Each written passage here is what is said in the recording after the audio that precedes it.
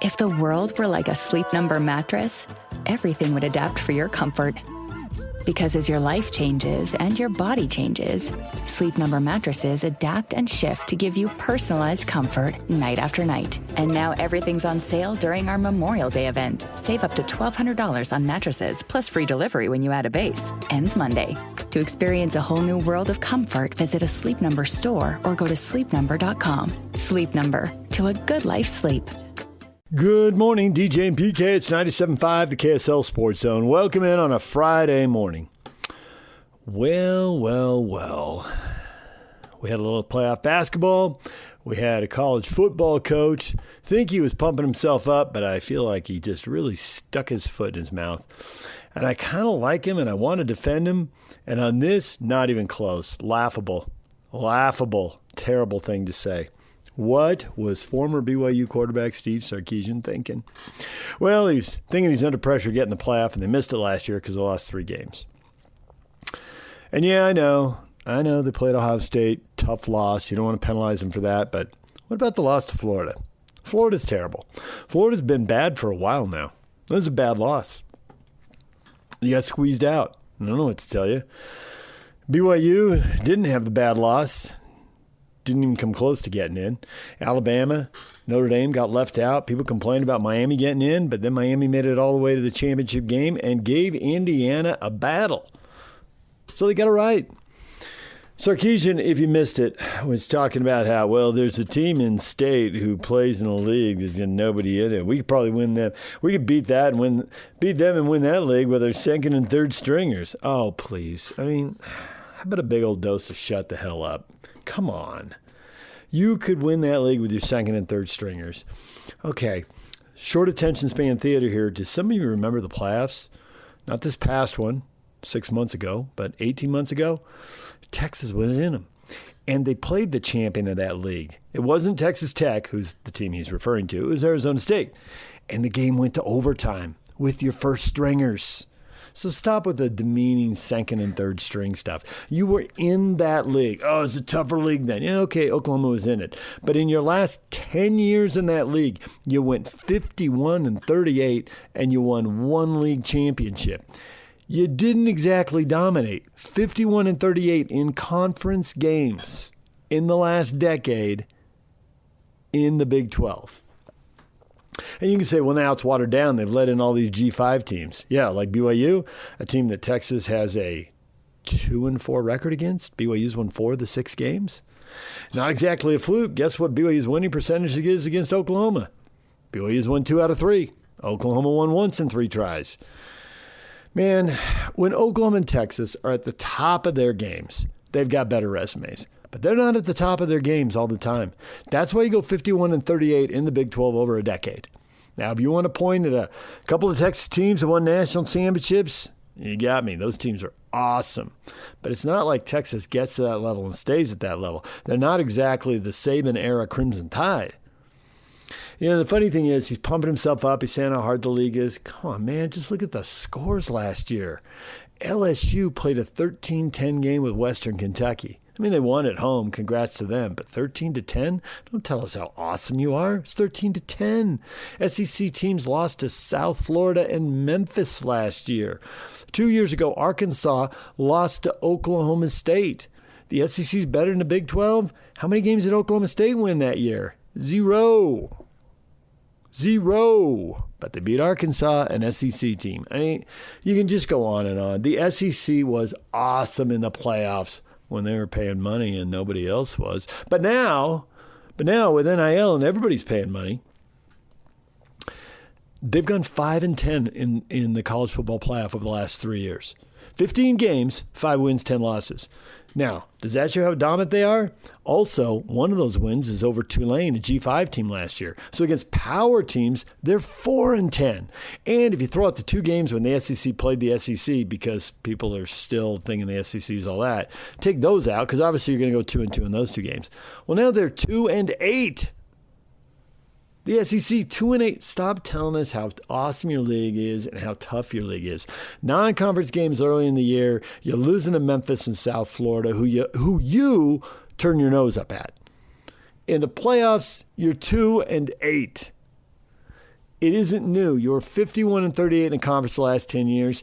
And BYU, who you turn your nose up at, both Texas and Oklahoma have losing records against. I mean, you've had 9 chances. You're 3-6 against BYU. I don't know what to tell you. I'm not the one losing the games. You are. And then Sarkisian comes out. We could win in that league with our second and third stringers. The arrogance is just dripping off him. And let's be honest, the whole bleeping conference. It is disgusting. As a guy who went to games as a kid, rooting for a school that's been relegated to G5 and isn't getting out, it's brutal. I hate it. I hate it. Some teams get to be in, some teams don't. San Diego State's got a good record against some of those teams. They've won against those teams. They split home and home with Minnesota. They split home and home with Oklahoma. Man, I remember I was at UC Santa Barbara, and there was a coach there who went to Stanford, and and they're playing San Diego State. And I'm a sophomore. Oh, Stanford's playing San Diego State. Yeah, San Diego State. San Diego State beat them, and then beat them again the next year. Swept them home and home. It's hilarious. I didn't rub it in at all, as far as you know. Sarkisian goes off like that, and the funny thing is, not a lot of people buy it, but I am glad not everyone's buying it. There's been some pushback on social media. He's a little bit of a lightning rod. Generally, remembering when he played at BYU, I kind of want to see the guy do well. He's certainly had his issues and problems. They're well documented. Hopefully he's moved beyond that. You know, he had major addiction issues there for a while, and people like to bang on him. I know that. And he makes himself a target. And it's Texas. You know, when you take the Texas job, people are just generally jealous of UT. They get so much money. But then they go out, and he's not the first Longhorn to say, I mean, A&M fans don't like Texas. Texas Tech fans don't like Texas. They'll tell you about Texas all day long. And he just goes out and reinforces it with this stuff. It's crazy. It kills me. Especially when the numbers are just there. The conference is trending in the wrong direction. Whatever, we'll get into this more later this morning. We got it up on our Facebook page, DJ and PK. A lot of you are commenting there. We'll get to that coming up this morning. We'll also talk Platt basketball. David Locke's going to join us later in the show. And Cleveland, I wonder if New York broke them in game 1. You know, if Cleveland wins that, they got all the confidence in the world. It was a decent game. It was a close game throughout the first half, close game at halftime. But in the second half, New York went on another run. It rattled. It was 53 all of a sudden. It was 71-53. What happened? Cleveland was chasing the rest of the night. Not an impressive performance. Too much one-on-one. The ball not moving enough. Maybe they'll get it together when they go home. I mean, I thought New York was going to win the series when this started, but I thought Cleveland had a shot. And I still can't tell you Cleveland has no shot. They were down 2-0 to Detroit. And they came home, and they won 2 and tied it up, and then they won games 5 and 7 on the road, and they won the series. But I think New York's better than Detroit. I thought Detroit looked flawed in the first round, and Cleveland somehow has eked out a couple of game 7s in this postseason. They're in the conference final for the first time. Good for them, but this does feel a little different right now, doesn't it? It feels a little different. All right, and then we got game 3 tonight. I'm really excited to see this. The only thing that keeps me from getting too fired up for this game is that I feel like whoever wins this game, the loser's going to bounce back in game 4. It just feels to me like this is going to be 2-2. I want to see higher stakes than, okay, it's 1-1, it's 2-2. At 2-2, the series will still feel like a coin flip. San Antonio's coming when they get more experience, you know. I hate to say this, I don't want this series to come down to an injury, but both these teams have had a couple guys pull up lame. It looks more serious for San Antonio than Oklahoma City. We'll see about Mitchell. We'll see how he is, but at least they have their stars. I mean, Wembanyama and SGA are healthy. Although I say it looks more serious for San Antonio because I think their 2 guys play bigger roles, but Oklahoma City is losing their second leading scorer. So we'll see how long these guys are out for, see if any of these guys can come back, see if anybody else goes out. We got to kind of sit on that, but man, the Spurs are out there with guys who are 20, 21, and 22, and they are holding their own in the conference final. It's impressive. Guys this young don't usually do this. I think the Thunder are going to win this, but the Spurs, very impressive. Very impressive. All right, DJ and PK. We'll get to more of that coming up. David Locke's going to join us later in the show. You can look forward to that. And also coming up later in the show, we're going to talk with Pablo Mastroeni at 8 o'clock. RSL going to Minnesota, their last game before the World Cup break. David Locke at 8:30. And Chris Cartman, Sun Devil, Spruce on ASU, covering them for spring football tour. We'll talk with him at Sun Devil Source. All right, DJ and PK, we're taking a break. When we come back, David Smoak, the always energetic David Smoak. We only have to put 2 or 3 questions. He's gonna take the baton and run with it. David Smoak coming up next. The spring football tour takes us to Baylor, where there are mysteries. That's next. Stay with us. Ready or not, summer is coming, and Wayfair's Memorial Day clearance is on now. Right now through May 25th, get up to 70% off everything home at Wayfair. Plus, score amazing doorbuster deals all sale long and surprise flash deals on Memorial Day. We're talking thousands of products at every style and budget. Now is the time to save big on must-haves for your patio, backyard, and beyond. These savings won't last, so don't wait. Shop Wayfair's Memorial Day clearance now through May 25th. Wayfair, every style, every home. DJ and PK, it's 97.5, the KSL Sports Zone. We are joined now by David Smoak, the host of the Smoak Show on 365 Sports in Waco, Texas. David, welcome back to the show. Thanks for joining us once again. All right, I heard you guys. I heard your comment. Always great to be with you. What a powerful station. Great coverage.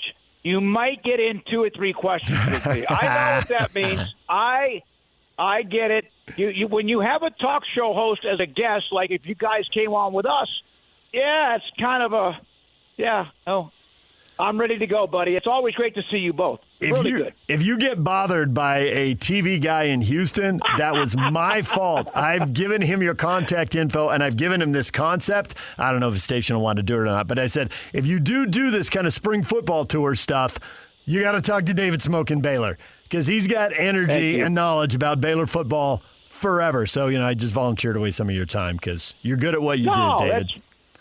I appreciate it. You guys are too, man. It's great to even be talking about it. It means we're through spring drills and getting closer. We'll see everybody in Frisco in a couple of months. Yeah, for sure. And, our market goes nuts on college football, which is great for me, great for us because we love the sport for sure. And we got 2 very good teams. We got Bronco Mendenhall up north. And then Weber State hired a local high school coach that we're all close with. And so we want to see what he could do at the Big Sky level. We're intrigued by that. And he's a disciple of Mike Leach's offense because Mike Leach has a connection or had a connection to Utah and helped teach the offense to the guys. So, college football, we're going to up to our eyeballs and bring it on. We're excited for it. As far as Baylor goes, they get the quarterback at DJ Lagway over as a transfer. And can I make the argument that as he goes this season determines whether Dave Aranda is the coach at Baylor next season? Yeah, absolutely. No question.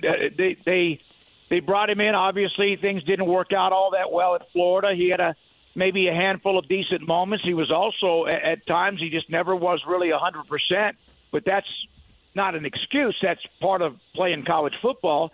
And it was a big deal. I don't know where this program, even though they got some really good young quarterbacks they feel good about, I don't know who would have been next option because they basically said, okay, take all of your eggs and let's put it in this basket. Now, Jake Spavital, offensive coordinator, they had a couple of, options to go to.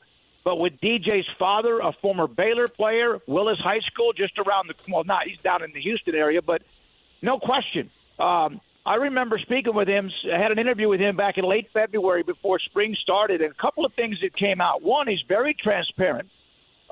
He's also, I think, more comfortable here. Not that, again, Florida's I haven't been lately, but a great program. But also, he did say that he's probably healthier now than he has been since he was in high school. And there was concerns about his shoulder in the first few throws in the first practice. You're like, But no, guys, no question. They had to bring in receivers. They had to bring in offensive linemen. But the bottom line is all of this revolves around can they protect him and can he be productive? He's got a gun. He can throw it. Now, can they protect him and can he at least give this team a big adrenaline push? Baylor has been up and down, to be sure, over the last, you can go back 10 or 20 years, right? PK actually just compared it to Arizona State the other day, man. There's some years you can point at and say, wow, that was a really good year. But then you look for them to follow it up, and they don't do it. And I read this one sentence, and I thought, I absolutely have to run this by you. Sikkim 365.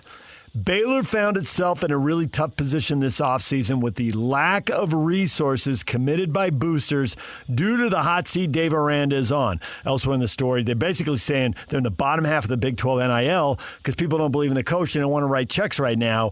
Are people holding cash back, and is that going to cripple Aranda's efforts here? I don't think they have enough. I think, let's put it this way. I think they have just enough to be able to put together the roster and bring a few people in. They don't have the kind of NIL, for example, that men's basketball has. They have more, but they don't have that kind of excitement, even though Scott Drew the last couple of years they've struggled because they recently won a national championship. And Scott is great at recruiting not only players but also those who can help with NIL. And just had a golf tournament around the corner about a week ago, raised over $1 million just for that, which really, guys, let's put that in perspective. That might be one player for 1 year. Who knows? Right. As far as basketball, it might even be like a bench player. But no, yeah, you're right. I don't know if it's a lack of trust. It's kind of been a malaise. I had a conversation with Dave about a month ago in his office. No camera, no microphone, just sitting there talking about the system and where they are. And they're not in the mode where they have much more than what you have with the House settlement. Whatever that is for them, 17, 18 million. Of course, I know it's 20.5. Men's basketball gets about 3 or 4 million of that too. I think they were hoping when they changed ADs, when Doug McNamee came in, he's a really good fundraiser, but I don't think they've been able to get where they need to go. I asked this question when Doug arrived. Does Baylor have enough young, what I call bangers, guys who have a little bit of that ego, who are also wanting their names in the headlines and want to be like, and I'm not trying to say there's a bunch of Cody Campbells, because Cody Campbell really doesn't have much of an ego if you've ever met him and talked to him. He just has a bunch of money, and so does Tech. Baylor's not in that position. They've got a lot of old donors, and I mean old, I'm 67, that have put out millions of dollars on a lot of facilities and in some cases other things as well at Baylor. But, they're kind of now to a point where they're starting to protect what they have for whoever's next in the family. Baylor's trying to scratch out maybe 5, 6, 8 of the young donors, whether attorneys, investment, or just guys that own a bunch of things. But right now, I would say at most they're in the middle of the pack in the Big 12 when it comes to how much they can spend, especially in football. And probably a few people are not writing checks until they see. Because I think everybody, had Mack Rhodes not gone through the drama he did, had he not been fired, Dave Aranda's gone. I know that. I know that. He's gone. And everybody likes Dave. Great guy, but you got to win. But if Mack Rhodes had not been fired or been in the position where he had to be fired, then there's no question that Dave Aranda would have been gone. And so that probably kicked the can down just a little bit down the road, so to speak, when people want to say, okay, we need to get behind whoever's the next head coach. You talk about that offensive line, and I'm reading that they've got one starter at right tackle, Siraki, I think it may be how you pronounce his name, Caden, and they took some hits in the transfer portal there. What do they have to replace the guys that they lost? Guys, I got to really be honest with you that they brought in, like, for example, one of the young men, Kibble. He was at Texas, recruited by Texas. And, of course, if you're recruited by Texas, you're probably either really pretty good or you're overmodulated as far as what people think. Let's be honest. That's true. They did bring in 4 or 5 offensive linemen, maybe even 6, through the transfer portal. They had to. But, yeah, Siraki has a brother. Colton and Caden are both the ones that you're talking about. Caden's the right tackle. One of the issues last year, because Sawyer Robertson was good. He wasn't as good as he was the year before. He didn't run as much. He wasn't as explosive. They couldn't protect him anyway. And both lines, offense and defensive lines, were just not. They were at most, at best, on their best day, average.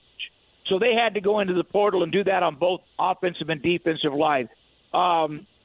I think they have a new offensive line coach. I think they feel good about who they have. But, again, I'm not going to get into – I'm not going to sit there and go, oh, my God, he's from here and he's here and he's here. You don't know anymore with the portal. Guy could be from San Jose State. and be really good, or UAB and be really good, and the guy from maybe who was at Oklahoma transfers in, or Texas. We don't know that anymore because of the way the transfer portal is so fluid. I don't know who they are. I do know they have some young players that they feel like can come up through the system, including a couple of true freshmen. But let's be honest, you're going up against 20, 21, 23, 4-year-old guys, and so it's going to be a challenge for them. It is going to be a challenge for them. Doesn't mean they're not busting it, but it's going to be a challenge for them to get themselves into a bowl game. They bring Joe Klanderman in from Kansas State as a new defensive coordinator, and maybe K-State's defenses weren't – they've been pretty good, but they haven't been great. But maybe that's last year maybe that was an NIL issue at Kansas State. Well, how is Klanderman going to change this? And I thought Aranda was a defensive guy, so how much freedom does he get to change this? Have you guys ever seen that meme with Will Smith in a big house, a mansion, He's downstairs in the living room, and there's nobody else there? Yeah. Right. I use that example. It's because Dave Aranda has not been afraid of changing coordinators or otherwise. Spavital's been in, and he's been pretty solid when he's been really good the last, 3 years. But Dave Roberts left, the defensive coordinator. They've been through other guys as well. Klanderman, we had a chance to speak with him. Klanderman is taking over complete control of the defense. And you're right, Aranda's supposed to be the defensive, genius, right? Guru, the Jedi when he was LSU, Wisconsin, Utah State, etc. And he is. He knows his defense. When people, even coaches say when he gets in front of a film or in front of a class or a clinic, he's just like, you're in awe. But he needs to get everything in front of him. He doesn't need to be worried about. Doesn't mean he's not going to give Klanderman some advice or look at some game plans or look at some film. He will. But he has to get involved in every inch of this program, from punting, kicking, coverage, all that. And he didn't have a choice. He's pretty much told, this is what you're going to do. You're going to let other people make decisions. Spavital handles that. Klanderman comes in pretty good. Of course, K-State last year was a mess. Opened up with that loss at Iowa State and Dublin, and they just never got going. And Kleiman, of course, was going through a lot of things, questioning the way football is run these days or college athletics, and he wasn't quite in it. He even admitted he's worn out. So I don't know how much that would go on Klanderman. But Klanderman, I saw somebody make a comment again on Twitter about some of the biggest storylines in the Big 12, and one of them is how Dave Aranda's defense at Baylor goes, so goes Dave Aranda. It's not his defense. He will have input, but he's not going to be calling the coverages. He's not going to be calling the scheme.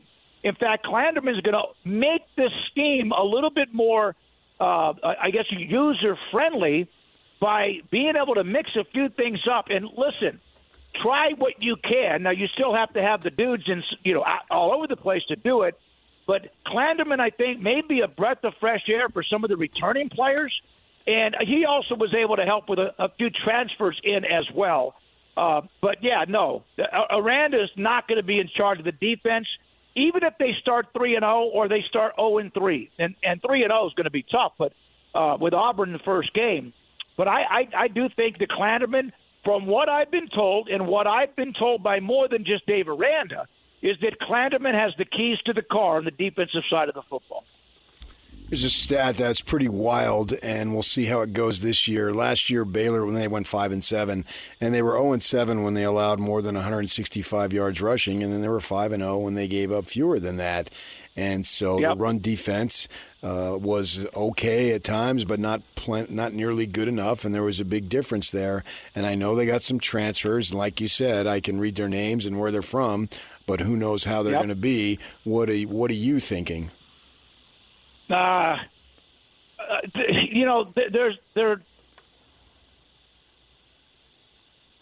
a couple of guys that interest me, but they lost their best linebacker, Keaton Thomas. He should have gone. He was going to get a lot more money, and he's a hell of a player. He had a good supply and demand. Their entire front defensive line, 5 of the first 6 guys, at least from if you look at sometime either in the middle or at the end of spring drills, they're all transferred. They all are. There's one player, Jose Wheeler, who was at Indiana. So that tweaked my interest. And I don't know. I'll be honest with you. I haven't checked But the last I remember, he had not yet been cleared. Now, we're 2.5 months away from camp starting. So he can play. Now, he can play, a senior from Indiana.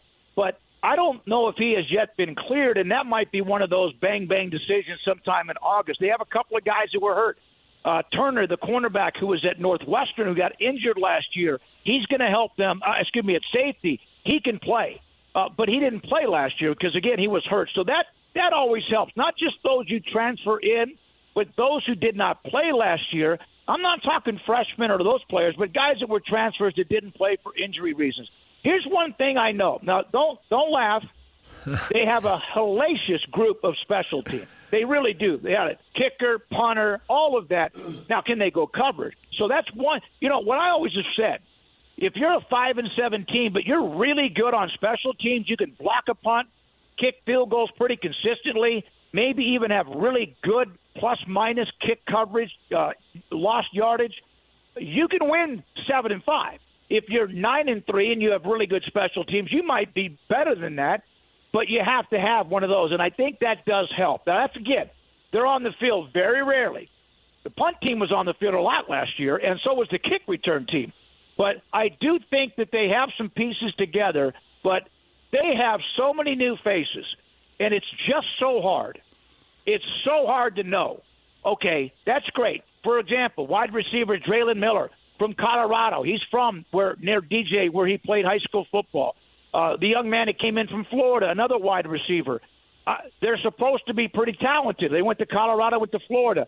They have a young man named Lewis Brown, a receiver who's a transfer, senior, big, tall, lanky body that might give them a little oomph. They don't have Bryson Washington, who 2 years ago, guys, remember, was an All-American freshman running back, and now he's gone. They do have Dawson Pendergrass, who's just kind of a plow horse that might give them a little bit of personality, and two good young running backs. I know I'm not, you know me, I'm going to tell you, I don't know who they are. I'm not going to, buy into that spring hype. I don't know who they are.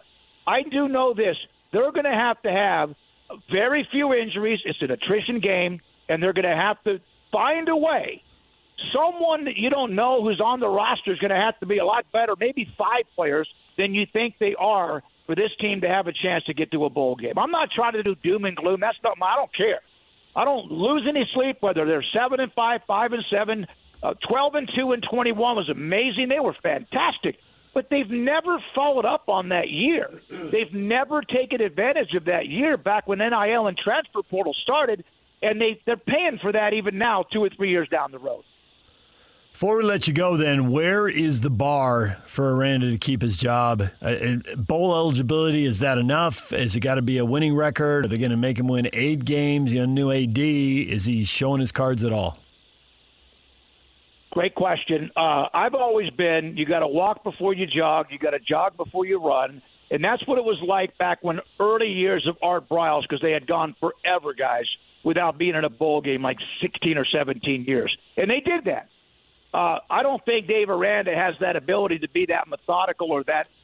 I think they're going to – here's my deal. I have not talked to really off the record with Doug McNamee about this, but to me, 7-5 is the absolute minimum. I don't care even if, DJ was to go down. Hopefully that didn't happen for his sake.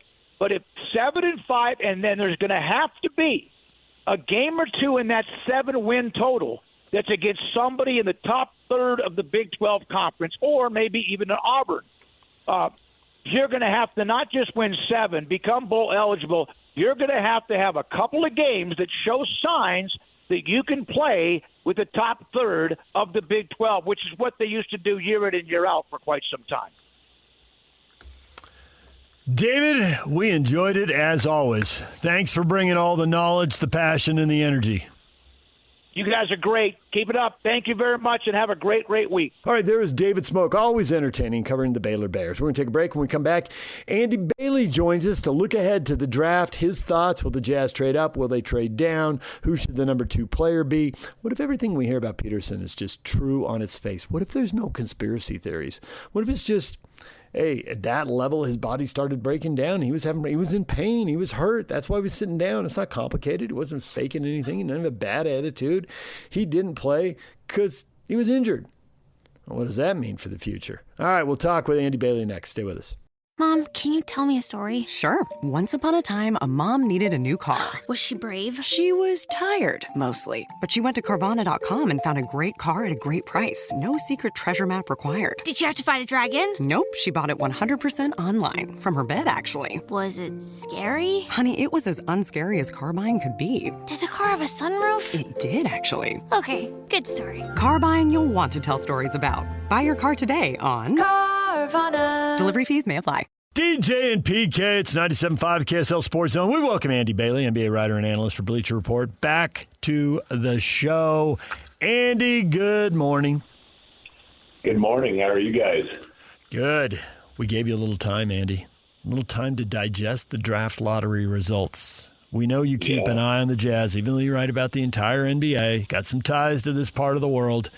And I'm curious, now that you've thought about it, heard about it, maybe talked to people about it, what should the Jazz do, and what do you think they will do?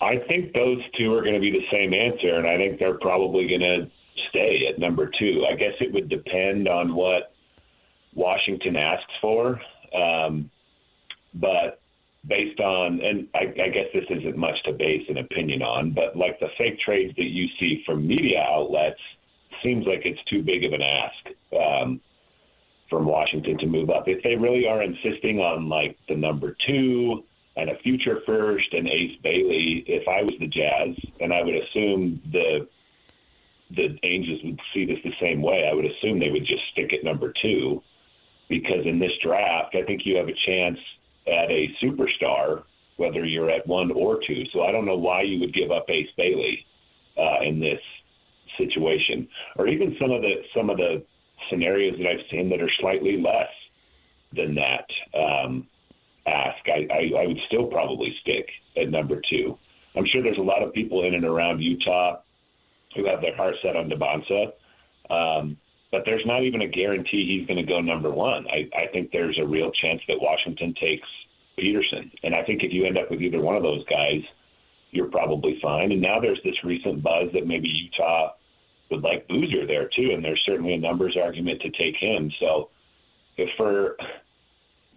Utah has wanted to move up for so long, and maybe there was a slight sting in not getting number 1 the night of the lottery, but of all the years to get number 2, this is probably the best one. With that in mind, basically then there's nothing that the Jazz need to do, is what you're saying, because of all the years to get number 2. This is plenty good enough. So what I'm hearing from you is they really don't need to do anything. Whichever kid they get will be fine, and they'll be ready to play ball when October rolls around. Yeah, I think need is a great word to plug in here. They can be very content to stick at number 2 and probably or maybe potentially get a superstar there. The other thing that I was just thinking of, and there's a track record of this with Danny Ainge, maybe they even trade down a spot. Yeah. Like if Memphis is desperate to get one of those 2 guys, Debonsa or Peterson, and Utah really likes Boozer, maybe you get some assets out of this. And you still end up with potentially the best player of the group. I think there's still a chance that happens with Boozer. In my mind, and I'm not a draft expert, in terms of safety of the picks, it might go Debonsa, Boozer, Peterson to me. Upside, it might go Peterson, Debonsa, Boozer. I'm sure you ask 10 different people, you might get 10 different orders on that. So again, it's a good year to be number 2, because at least right now, it kind of looks like you can't really go wrong anyway. You've been doing this long enough, and you've poured over past drafts. You know there is not a draft out there where the best player went number 1, the second best player went number 2, and the third best player went number 3.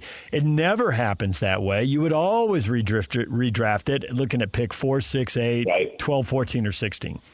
So if they really throw everything out the window, and if they don't care what anybody says on draft night, and they just think, hey, this is going to be like draft whatever, and the guy who's projected at 6 or 8 or whatever is really the guy, we're going to do it, whether that's trading down or taking him at 2.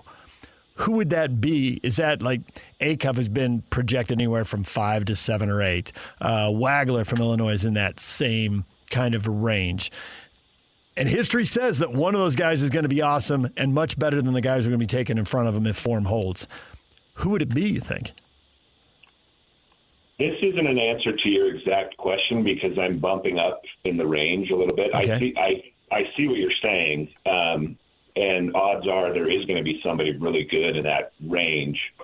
But to me, I'm cheating a little bit. If there was a guy that I think could kind of break consensus, is Caleb Wilson. And I say I'm cheating because everybody has him at number 4, seemingly.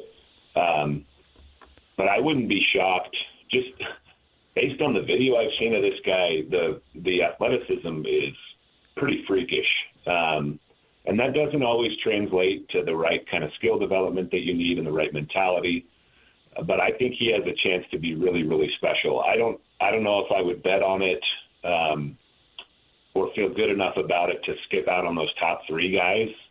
I still think, like you said, is there a chance that Utah shocks everyone and takes somebody not in that consensus top 3 at number 2? I think there's a chance, but I would be pretty scared to do that in this particular draft. I would probably, unless Memphis offers a haul or the Wizards ask for less than people think they are, I would probably just stick at number 2. And if it's DeBonsa, great. If it's Peterson, great. And like I said, maybe you can even make an argument for Boozer. I'm not giving you guys a lot of concrete answers, but I think that's kind of the beauty of this draft is you can win in a lot of different ways here. These players all have different levels of skill, right? And they all do something really good, and maybe there's not something that is as good, and you have a question mark.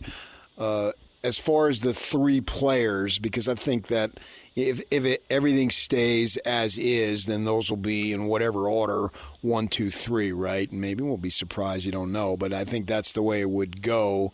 And so their particular skill sets and the knocks on them, Boozer not being athletic, DeBonsa not being a great shooter.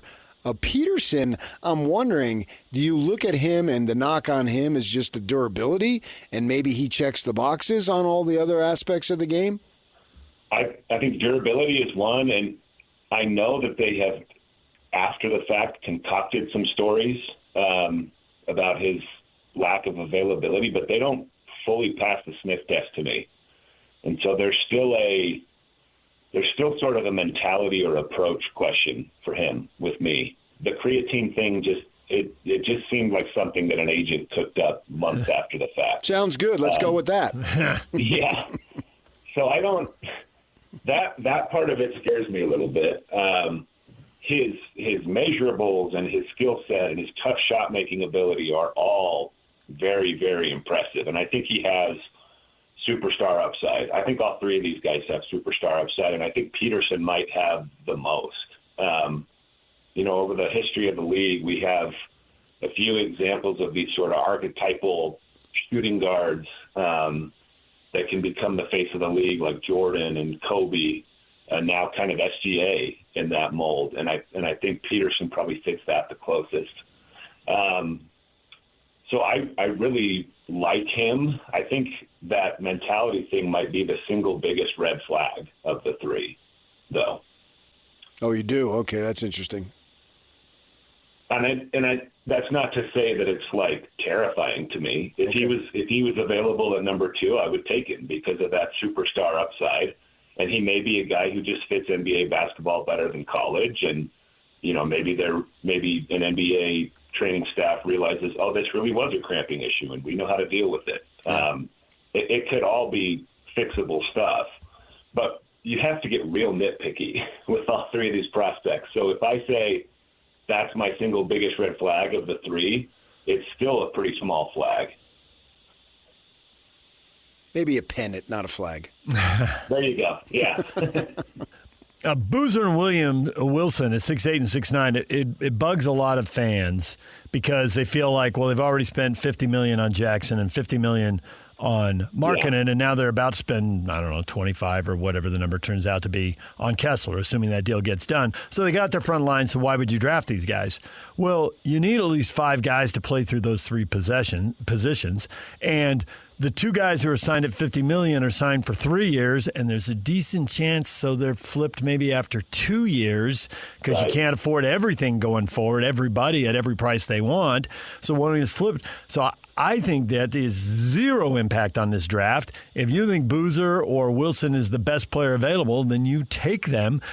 I think it will work out in the short run. There could be injuries also. And I think it'll definitely work out in the long run. So that wouldn't impact me at all. What do you think? I think you are exactly right there. Generally speaking, if you're an NBA team approaching the draft, I think best player available should be priority number 1.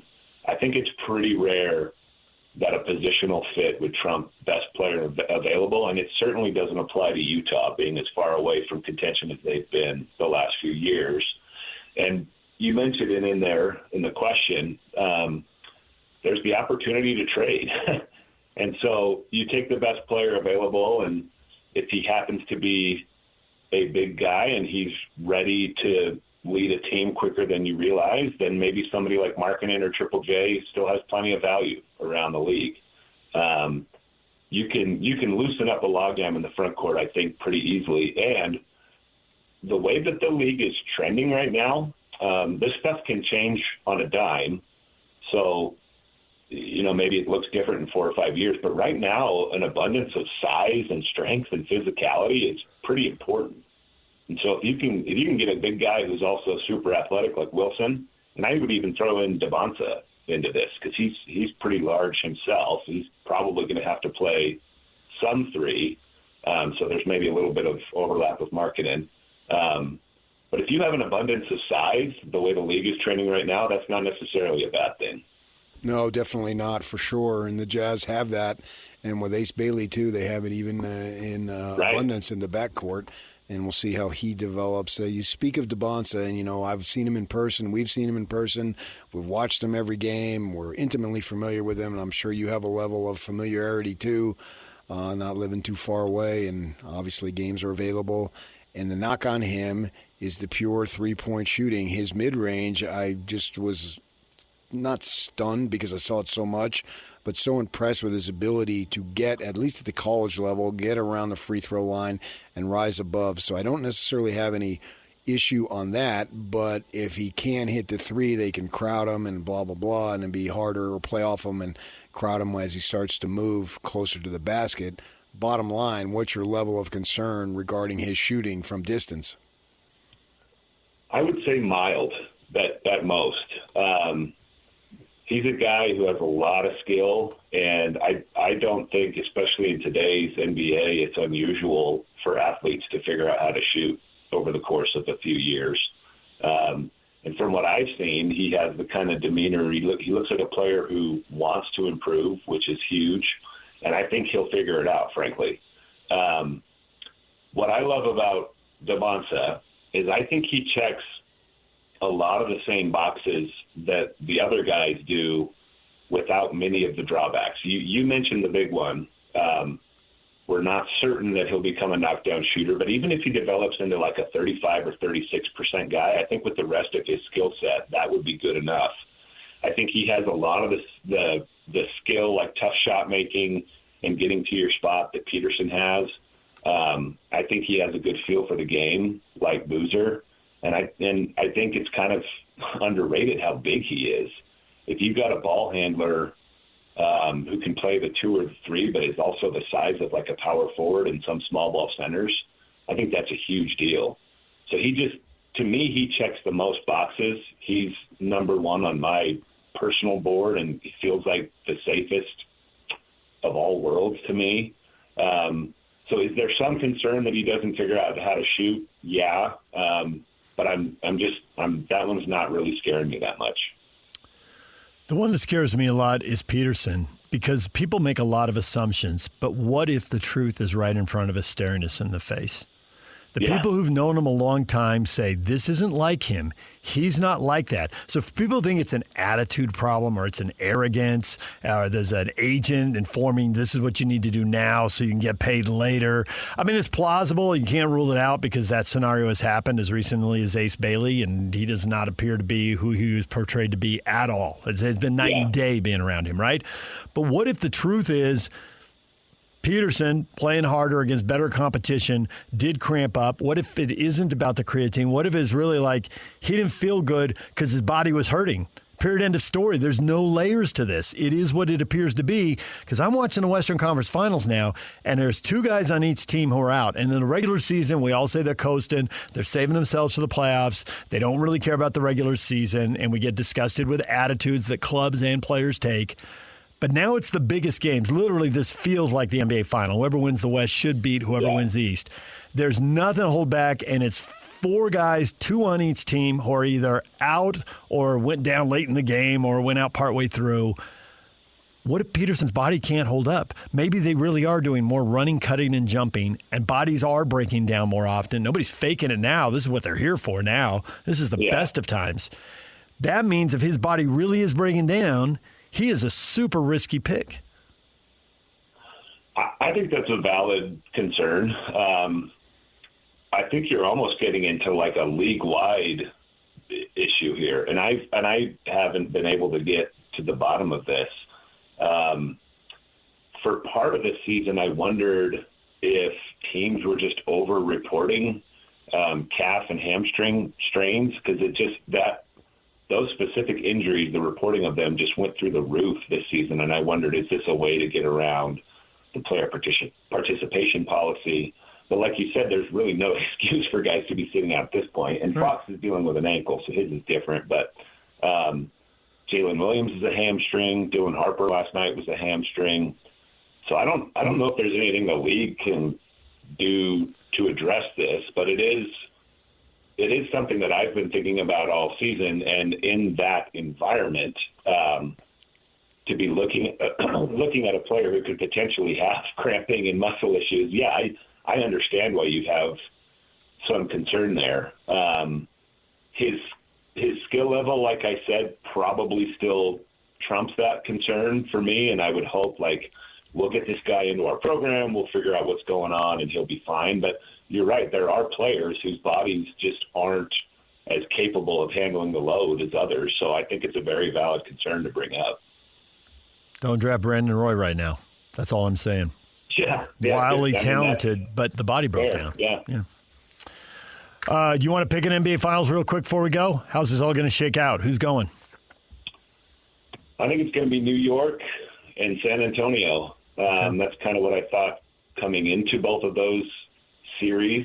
I think both of those series are going to be pretty competitive. I think New York will probably get out of theirs earlier than San Antonio does, but I want to say it was 1999 or something. Those 2 teams met in the finals, so it's kind of a fun rematch. And Wemby's like this emerging face of the league, and New York obviously has its fan base and its market. And I think that would be a cool, really marketable finals, and that's what I'm going with right now. We appreciate it as always, Andy. Thanks for joining the show and talking hoops with us. Thanks for having me, guys. Always love being on. There's Andy Bailey. We'll take a break. When we come back, what is trending next? Pablo Mastrioni at 8 o'clock. David Locke at 8:30. Stay with us. Summer is all about freedom, fun, and growing up. And between the ages of 9 and 13, kids are starting to form their views about alcohol. With more independence, their still developing brains need more guidance and support than ever. That's why summer is the perfect time to stay connected and plan fun, safe family activities together. Research shows kids who spend quality time with their parents doing what they enjoy are less likely to drink underage. And when kids feel close to you, they're more likely to listen, especially when you set clear expectations. In fact, kids who drink before 15 are far more likely to struggle with alcohol later. This summer, create a no-bummer summer with fun, alcohol-free activities for your kids. Go to summer.parentsempowered.org to take a quick quiz and discover ideas tailored to your family. A little time together can make a big difference. For more information and to learn more about how to prevent underage drinking, visit parentsempowered.org.